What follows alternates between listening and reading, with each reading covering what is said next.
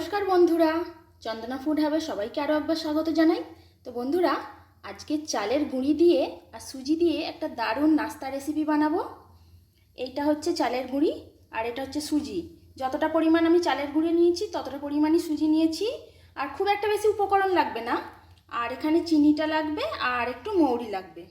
তো এখানে একটা পাত্রে গরম জল বসিয়ে দিয়েছি। চালের গুঁড়ি আর সুজি দিয়ে একটা ডো তৈরি করে নেব।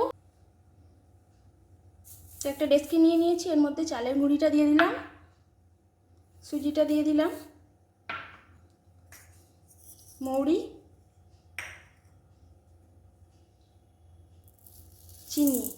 চিনিটা অবশ্যই বুঝে দেবেন, যে যেরকম মিষ্টি খাবেন সেরকমই দেবেন। আর পরিমাণ মতো লবণ দিয়ে দিচ্ছি। গরম জলটা একটা মগের মধ্যে ঢেলে নিচ্ছি।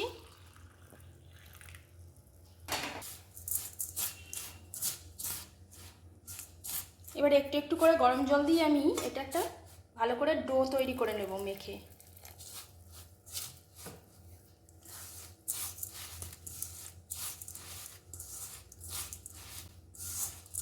এই রেসিপিটা আমার ছেলের খুবই পছন্দ, ও প্রায় দিনই বলে এটা করতে। তো দেখুন এইভাবে মেখে নিয়েছি। তো বন্ধুরা, যারা এখনও চ্যানেলটিকে সাবস্ক্রাইব করেনি তারা প্লিজ নিত্য নতুন রেসিপি দেখার জন্য চ্যানেলটিকে সাবস্ক্রাইব করে আমার পাশে অবশ্যই থাকবেন। খুবই সিম্পল একটা রেসিপি, কিন্তু খেতে হয় একদম অসাধারণ। হাতে অল্প করে সাদা তেল নিয়ে নিলাম। এগুলো থেকে এবারে ছোট ছোট করে লেচি করে নেব।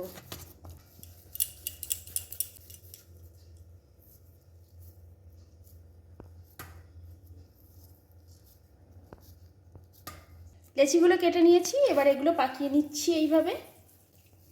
তো এই লেচিগুলো কিন্তু বেলুন চাকিতে বেলা যাবে না। আমি কিভাবে এটা করি আপনারা দেখুন। তো সব কটা লেচি এইভাবে পাকিয়ে নিয়েছি।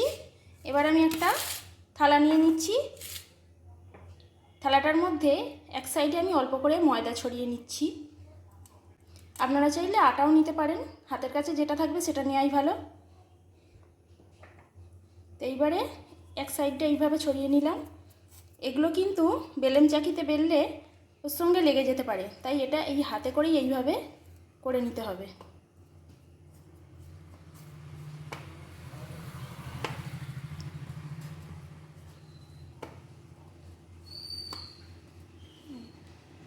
এইভাবে আমি সবকটা তৈরি করে নেব।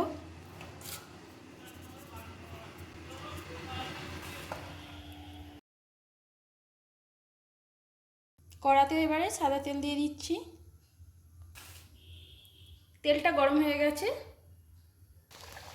এবার এগুলো আমি দিয়ে ভেজে নিচ্ছি।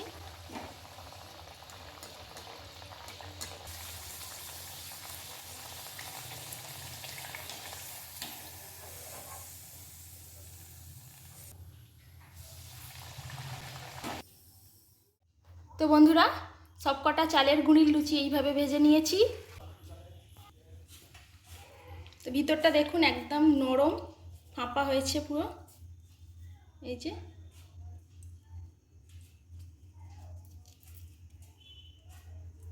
করে দেখবেন, খেতে খুবই সুন্দর হয় এগুলো, আর বাচ্চাদের তো একদমই প্রিয়। তো আজকের রেসিপিটা আপনাদের কেমন লাগলো আমাকে অবশ্যই কমেন্ট করে জানাবেন। আর আমার চ্যানেলটিকে লাইক, শেয়ার, কমেন্ট করে আর সাবস্ক্রাইব করে আমার পাশে থাকবেন। সবাই সুস্থ থাকুন, ভালো থাকুন, ধন্যবাদ।